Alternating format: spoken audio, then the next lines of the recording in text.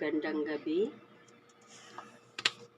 Namili ako kanina guys, kahit busy. Hello mga waray.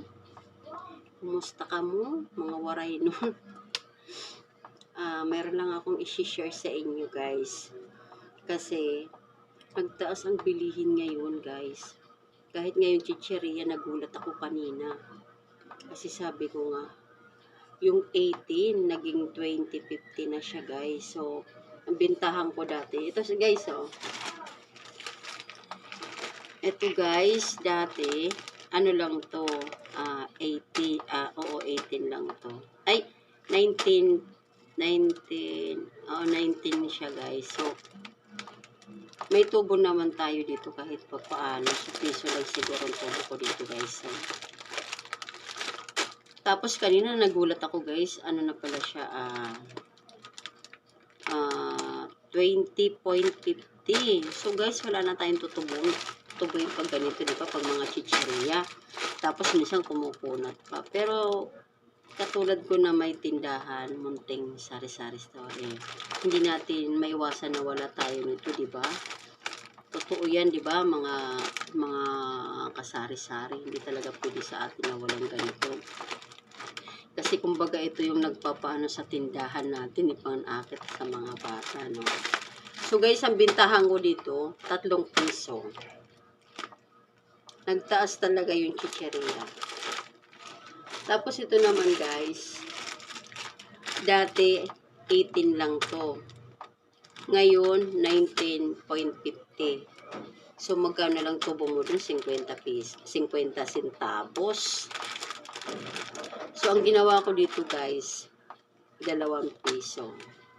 At saka bago ko to tinaasan guys, nagtanong din ako dito sa mga kapitbahay kung may sari-sari store, kung magkano bintahan nila dito.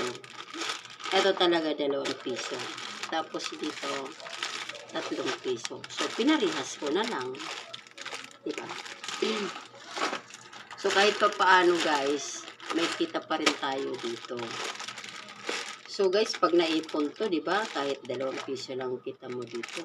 Pag naipon yan, di mo so katakalain, makakabili ka ng ibang items, di ba? Kumbaga, tiyaga-tiyaga lang no? Katulad kung may munting sari-sari store. Matyaga talaga. Kailangan mo ng tiyaga, sipag. Siyempre, di mo maiwasan na kasama mo rin si Lord sa iyong business. Ito naman guys, Gummy Candy. Mabili to sa mga bata guys, kahit piso-piso. Yun nga lang, hindi mo maiwasan na maya-maya. Pabili po, pabili. Kasi guys, talagang patok to sa mga bata na Gummy Candy. Ito guys, dati, ang bili ko lang nito, 60 pesos ang laman nito guys. 60 pieces ha, 60 pieces. So, ang bili ko lang dito guys, dati, 48. So, may 12 ka bawat ganito. Bawat ganito guys. Nagulat lang ako kahapon guys kasi 52 na siya. So magkano na lang tubo ko dito 8. Pero not bad pa rin guys kasi bawat isang ganito may 8 pesos ako. Ito guys. O diba? Pag naipon mo ito guys, hindi mo sukat akalain na makakabili ka rin ng ibang items. Diba? Tayo kasi may mga sari-sari store kahit ganito lang kaliit. Pag matyaga ka talaga, kikita ka talaga. Diba guys?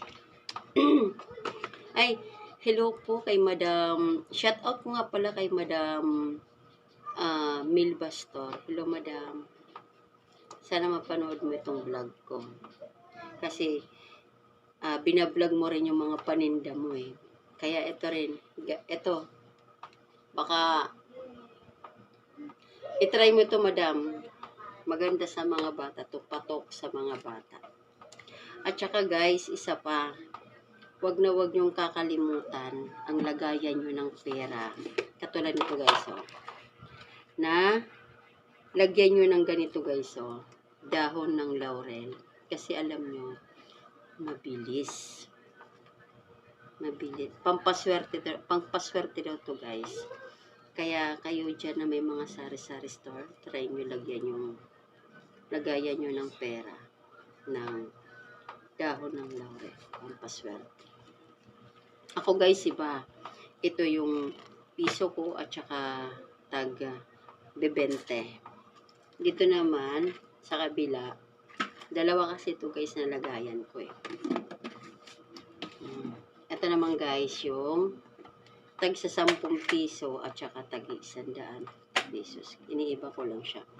Pero, meron pa rin siyang dahon ng laurel. Pampaswerte daw ito guys. Promise.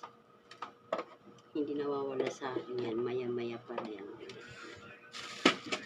So guys, hanggang dito na lang. Maraming salamat sa panonood. Sana may natutunan kayo. Bye!